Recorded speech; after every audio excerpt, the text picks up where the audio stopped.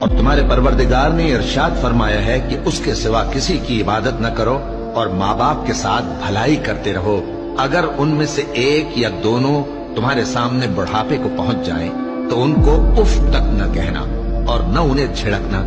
اور ان سے بات ادب کے ساتھ کرنا، اور عجز و نیاز سے ان کے آگے جھکے رہو اور ان کے حق میں دعا کرو کہ اے پروردگار، جیسا انہوں نے مجھے بچپن میں شفقت سے پرورش کیا ہے تو بھی ان کے حال پر رحمت فرما۔ جو کچھ تمہارے دلوں میں ہے تمہارا پروردگار اس سے بخوبی واقف ہے۔ اگر تم نیک ہوگے تو وہ رجوع لانے والوں کو بخش دینے والا ہے، اور رشتہ داروں اور محتاجوں اور مسافروں کو ان کا حق ادا کرو، اور فضول خرچی سے مال نہ اڑاؤ کہ فضول خرچی کرنے والے تو شیطان کے بھائی ہیں،